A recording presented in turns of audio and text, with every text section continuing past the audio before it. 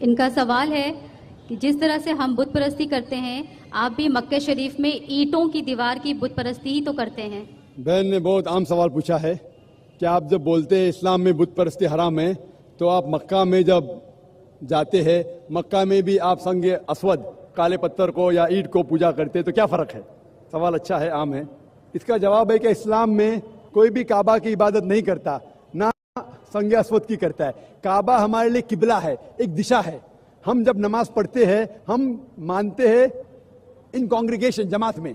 अगर यहाँ नमाज पढ़ने का है तो कोई कहेगा दक्षिण की तरफ देखो, कोई कहेगा शिमाल की तरफ, कोई कहेगा पूरब, कोई कहेगा पश्चिम, किस तरफ देखे। तो इस्लाम में जमात के लिए हम देखते हैं काबा की तरफ। कुरान की आयत है सूरह बकरा की सूरह नंबर 2 आयत नंबर 144 में कि जहां भी नमाज पढ़ो किबला की तरफ, किबला है काबा। और आप अगर नॉर्थ में रह रहे तो आप साउथ की तरफ देख के नमाज पढ़िए, साउथ में रह रहे तो नॉर्थ की तरफ, ईस्ट में तो वेस्ट में, वेस्ट की तरफ रहते तो ईस्ट में। काबा की तरफ दिशा है सिर्फ। और सबसे पहले मुसलमानों ने वर्ल्ड मैप बनाए थे, अल इद्रूसी इन 1154। उस वक्त जब मुसलमानों ने वर्ल्ड मैप बनाई तो साउथ पोल ऊपर था, नॉर्थ पोल नीचे, काबा बीच में था। उसके बाद वेस्टर्न कार्टोग्राफर्स आए, मगरबी कार्टोग्राफर्स आए, मैप को उल्टा किया, north pole top, south pole down. उसके बाद भी अल्हम्दुलिल्लाह काबा बीच में है। हम जब मक्का जाते हैं उम्रा या हज के दौरान, तवाफ करते हैं, सर्कमएम्बुलेशन राउंड द काबा, काबा के गोल घूमते हैं, क्योंकि वो अल्लाह का हुक्म है, हमारे रसूल का हुक्म है। और एक वजह मेरे दिमाग में आती है कि हर दायरे का, हर सर्कल का एक ही सेंटर है, उसके मानी अल्लाह एक है, खुदा एक है। और दूसरे खलीफा का कहना है, हजरत उमर रज़ियल्लाहु अन्हु का, सही बुखारी की हदीस है, जिल्द नंबर 2 किताबुल हज, बाब नंबर 56 हदीस नंबर 675 675। इस हदीस में हजरत उमर रज़ियल्लाहु अन्हु कहते हैं कि मैं इस काले पत्थर को चूम रहा हूं क्योंकि मैंने मेरे रसूल को चूमते देखा, वरना ये काला पत्थर ना मुझे कोई नुकसान पहुंचा सकता है ना कोई फायदा। ये कहना कि काला पत्थर ना नुकसान पहुंचा सकता है ना फायदा, ये सबूत है कि हम बुत परस्ती करते ही नहीं। उसके अलावा मोहम्मद सल्लल्लाहु अलैहि वसल्लम के दौर में सहाबा काबा पे चढ़ के आजान देते थे। कोई भी बुत परस्ती करने वाला जिस बुत की वो पूजा करता है उस बुत पे चढ़ेगा? बिल्कुल नहीं। तो ये सबूत है कि कभी भी मुसलमान काबा को पूछते नहीं। Hope that answers the question. मैं रिंटा सरदार, मैं सातरागाछी से आया हुआ हूँ। मेरा क्वेश्चन है, अपना पेशा बतलाएं। मैं एक व्यवसायी हूँ। जाकिर नायक से मेरा क्वेश्चन है, हर धर्म में ये बोला गया है शादी करने के लिए लड़का और लड़की को प्राप्त वयस्क होना चाहिए, यानी बालिग। तो दिखा गया है और ये भी कहा गया है मुस्लिम लोगों के लिए कि मुस्लिम लड़का और लड़की को शादी करने के लिए घर के बुजुर्ग से इजाज़त लेना पड़ता है, मगर अक्सर देखा जाता है कि ये बालिग घर से भाग के अपना बुजुर्ग से इजाज़त ना लेके दूसरी जगह जाकर शादी करता है, और वो शादी होता है किसी मस्जिद या किसी इमाम के पास। ये सही है या गलत? भाई साहब का 2 सवाल था। पहला सवाल कि इस्लाम में शादी होने के लिए लड़का और लड़की बालिग होना जरूरी? बेशक बालिग होना जरूरी। दूसरा सवाल कि आजकल बहुत से नौजवान बालिग लड़का लड़की घर से भागते हैं, ये जरूरी है कि माँ बाप की इजाजत लेना चाहिए शादी के लिए, भाग के फिर मस्जिद में शादी करते, कहाँ तक सही है? भाई साहब, इस्लाम में माँ बाप की इजाजत फर्ज नहीं है, बेहतर है। अगर आप वालिदैन की इजाजत लेके शादी करते हैं तो बेहतर है, फर्ज नहीं है। ये मैंने मेरे तकरीर में भी कहा हूँ। तकरीर में कहा हूँ कि अल्लाह के रसूल ने कहा, सही बुखारी में जिल्द नंबर 7 किताबुन निकाह, बाब नंबर 43 हदीस नंबर 69 69, एक औरत आके अल्लाह के रसूल से कहती है कि मेरे वालिद ने मेरे मर्जी के खिलाफ मेरी शादी एक मर्द से की। अल्लाह के रसूल ने शादी तोड़ दी। तो वालिदैन की इजाजत फर्ज नहीं है, लिए तो बेहतर है, फर्ज नहीं है। मैंने तकरीर में भी कहा। लेकिन अगर लड़की चाहती है कि मैं शादी नहीं करूं तो कोई भी वालिदैन उससे जबरदस्ती नहीं कर सकता, ना बाप ना माँ। अगर लड़का चाहता है कि मैं शादी नहीं करूं तो कोई भी जबरदस्ती नहीं कर सकता। अगर मियाँ बीवी राजी तो क्या करेगा काजी? तो अगर मियाँ बीवी राजी है लेकिन सही तरीके से लफड़े करके बाहर भागना नहीं चाहिए, वो हराम है इस्लाम में। होता है कि नौजवान लोग कॉलेज में मिलते हैं, लफड़े करते भागते, वो भी गलत है, वो भी गलत है। अगर लड़का लड़की मिलते कॉलेज में, दिल लगाया गधी से तो परी क्या चीज है, ये कहावत है। तो क्या होता है, इन लोग हिजाब को तोड़ते, पिक्चर देखने साथ में जाते, मस्ती करते, प्यार हो जाता है, फिर घर से भागते, तो वो भी गलत है। आप समझ रहे ना? तो अननेसेसरी बिना कोई वजह लड़का लड़की का मिलना बाहर नामहरम, ये हराम है। अगर कोई जानते अच्छा लड़का है कि सुना है आपने कि अच्छा लड़का है, इज्जतदार है, तो उसे पैगाम पहुंचाओ सही तरीके से, अपने वालिद के थ्रू उसके वालिदैन को पहुंचाओ, मिलो, बात करो, तहकीक करो, नो प्रॉब्लम। लेकिन अकेले जाके गार्डन में बैठना, थिएटर में बैठना आखिरी रो पे, ये सब हराम है। सही तरीके से पसंद है, शादी कर सकते, दोनों राजी है तो शादी कर सकते। Assalamu alaikum. My name is Dipon Chakravarti, and I am a student as well. I am pursuing graduation, and I also work in a call center. And my question is, why is it important for a woman to marry a third party if she wants to go back to her first husband after her first husband has given her talaq? भाई साहब का सवाल था कि जरूरी क्यों है कि अगर एक औरत अपने शोहर के साथ तलाक हो जाता है तो उसे दूसरे से, थर्ड पार्टी से शादी करना जरूरी क्यों है पहले शोहर से वापस करने के लिए? ये सवाल है। सवाल अभी दोहरा है, जवाब दे रहा हूं मैं। ये लोगों को गलत फहमी है कि अगर मियाँ बीवी का तलाक होता है और अगर वो फिर से शादी करना चाहते हैं, ये गलत फहमी है लोगों की कि उसको तीसरे से शादी करना फर्ज है। कुरान में साफ तौर पे लिखा हुआ है, सूरह बकरा में सूरा नंबर 2 आयत नंबर 228 से लेके 242 तक तलाक के पूरा डिटेल दिए गए, किस तरीके से तलाक दिया जाता है। पहले मैंने कहा था कि आपस में समझौता होना चाहिए, नहीं होता है तो गेट एन आर्बिट्रर, एक बड़े को बुलाओ, शोहर की तरफ से बीवी की तरफ से समझौता करो। नहीं होता है तो तलाक बोलने के बाद इद्दत के 3 माह है। कुरान में लिखा है सूरह बकरा सूरा नंबर 2 आयत नंबर 228 के 3 माह, 3 महीने, 3 menstrual cycle is the period of waiting इद्दत। 3 महीने के बाद the divorce is completed। लेकिन 3 महीने के दरमियान अगर मियाँ बीवी वापस में रुजू होना चाहते तो हो सकते, तलाक नहीं होता है। लेकिन अगर 3 महीने तक रुजू नहीं होते और अलग हो जाते और 1 साल बाद उन्हें ख्याल आता है अरे हमने गलत किया, हम फिर से शादी करना चाहते, तो कुरान की आयत है सूरह बकरा सूरा नंबर 2 आयत number 232, do not prevent the women from marrying the former husband. आप औरतों को अपने पुराने शोहर से शादी करने से मत रोकिए। तो वो औरत फिर से अपने पहले शोहर से शादी कर सकती है, लेकिन नया निकाह नया मेहर, न्यू मैरिज न्यू मेहर। No no no, what you are saying is a misconception. I come to it. लोग समझते हलाला की जरूरत है, हलाला जैसी कोई चीज कुरान में है नहीं, मैं उसको पढ़ाऊंगा।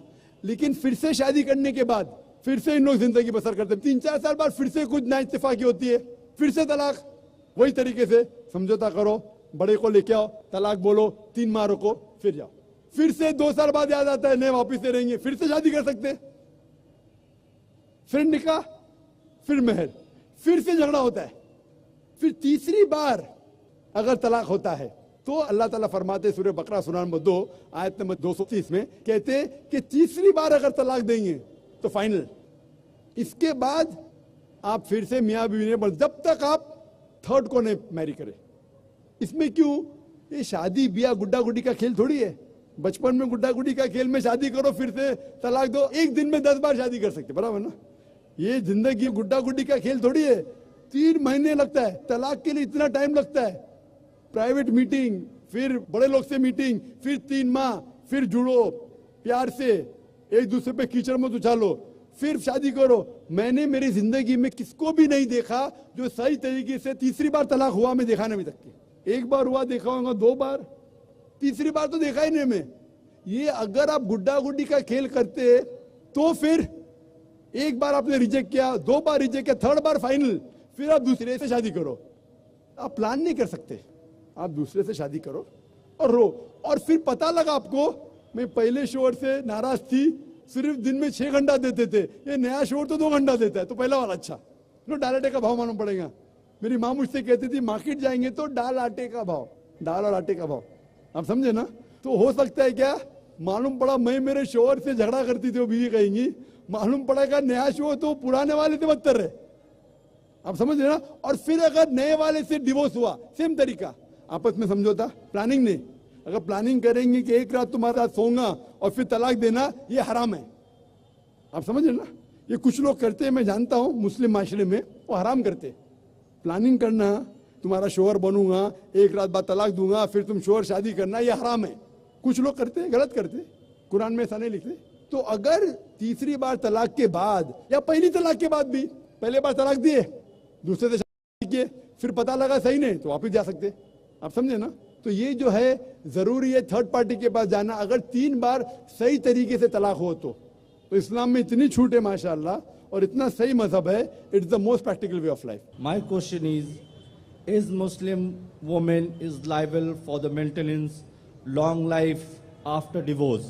भाई साहब का सवाल है कि इस्लाम में खवातीन को तलाक के बाद, डिवोर्स के बाद लाइफ लॉन्ग मेंटेनेंस मिलता है क्या?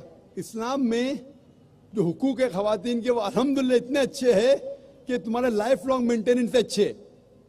इंडियन लॉ में लाइफ लॉन्ग मेंटेनेंस है। कुछ साल पहले कितना देते थे?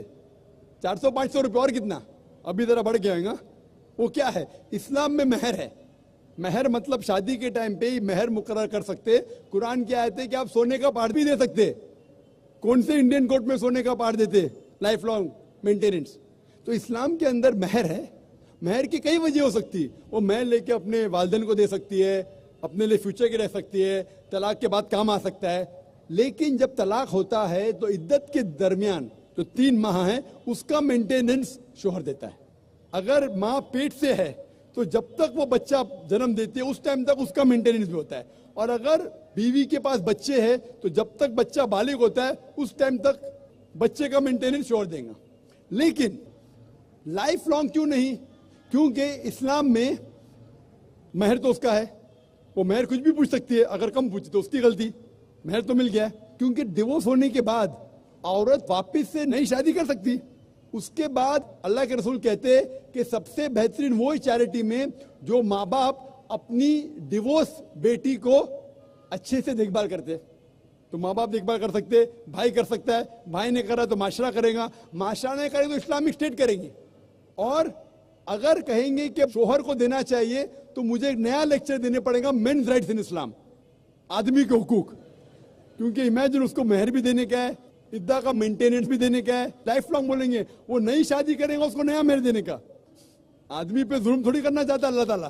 तो आदमी जब महर दिया, अगर डिवोर्स हो गया, औरत का तो इतने ख्याल रखने वाले लोग हैं, बाप है, भाई है या बेटे है, माशरा है, वो नई शादी कर सकती।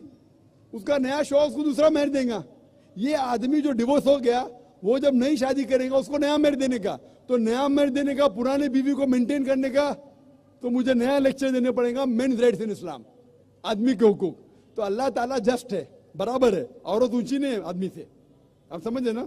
तो इसीलिए अल्लाह सुब्हानहू तआला ने सही इंतजाम किया है। लेकिन खवातीन का ख्याल भी रखा है कि अगर उसको जरूरत पड़े तो माशरे के दूसरे लोग उसका ख्याल रखेंगे। Hope the answer the question. अस्सलामु अलैकुम वरहमतुल्लाहि वबरकातुहू। जी खुशामदीद दोस्तों, उम्मीद करता हूँ वीडियो आपने पूरी देखी होगी और आपको पसंद भी आई होगी। भाइयों दोस्तों, अल्लाह ताला ने हमें मुसलमान पैदा किया और हम मुसलमानों का यही अकीदा है कि अल्लाह एक है, अल्लाह के सिवा कोई इबादत के लायक नहीं। यही फ़र्क है, हम बुनियादी फ़र्क मुसलमानों में और दूसरे मुशरिकों में यही फ़र्क है कि मुसलमान एक अल्लाह की इबादत करता है। जब हमसे पूछा जाए कि अल्लाह ताला की तारीफ़ क्या है तो हम कहते हैं कुल हुवल्लाहु अहद, अल्लाह एक है और अल्लाह के सिवा कोई इबादत के लायक नहीं। इसी तरह दुनिया में जितने भी मुशरिक आबाद है, जितने भी गैर मुस्लिम है, उनमें से कोई 2 खुदाओं को, 3 को, 4 को, 5 को वगैरह मुख्तलिफ को मानते। ईसाइयों की मिसाल ले ले तो ईसाई जो है ना, वो 3 खुदाओं में यकीन रखते हैं और इसके बारे में कुरान मजीद में इरशाद है, लक़द कफ़रल्लज़ीना क़ालू इन्नल्लाह सालिसु सलासा। तहकीक के साथ उन लोगों ने कुफ़र किया जो ये कहते हैं कि अल्लाह ताला 3 खुदाओं में से एक है। गलत बात, अल्लाह सिर्फ एक है, उसका कोई शरीक नहीं। तो भाइयों दोस्तों, अल्लाह ताला ने इस जो है ना, अल्लाह ताला ने मुसलमानों के लिए कुरान पाक भेजा। कुरान तमाम दुनिया के लिए हिदायत है अगर कोई इसको अपनाना चाहे और इस पर अमल करे। कुरान में अल्लाह ताला फरमाते हैं कुल हुवल्लाहु अहद, अल्लाह एक है। तो जब अल्लाह एक है तो इससे मुसलमानों को ये बात सामने आई कि वो सिर्फ़ एक अल्लाह की इबादत करें। चूँकि मुशरिक लोग वो मुख्तलिफ़ किस्म के बुतों को मानते हैं और उसको मुख्तलिफ़ किस्म का नाम देते हैं, वो गलत कर रहे हैं क्योंकि वो अपनी किताबों से भी वाकिफ़ नहीं और इसी तरह अपने जो वादे हैं उनसे भी वाकिफ़ नहीं। यही वजह है कि इस्लाम हमेशा से अमन पसंद मज़हब रहा है। हमेशा से इस्लाम ने इस बात का हुक्म दिया कि अगर किसी ने एक इंसान की जान बचाई तो इसने पूरे इंसानियत की जान बचाई। तो यहाँ पर जो लड़की ने सवाल किया वो यही किया कि मुसलमान भी तो शिर्क करता है, वो भी तो काबे की इबादत करता है। जवाब यह है कि गलत बात, मुसलमान कभी भी काबे की इबादत नहीं करता, बल्कि काबा एक तरफ है, एक मुतय्यन जो है ना साइड है कि उस तरफ मुँह करके आप अल्लाह की इबादत करें। तो हम सिर्फ अल्लाह की इबादत करते हैं और कुरान में अल्लाह ताला फरमाते हैं वमा खलक़तुल जिन्ना वल इंसा इल्ला लियअबुदून, कि मैंने जिन और इंसान को सिर्फ अपनी इबादत के लिए पैदा किया। तो हम सब अल्लाह ही के हैं और अल्लाह ही की तरफ हमने वापस होना है। इसीलिए हम कहते हैं इन्ना लिल्लाहि व इन्ना इलैहि राजिऊन।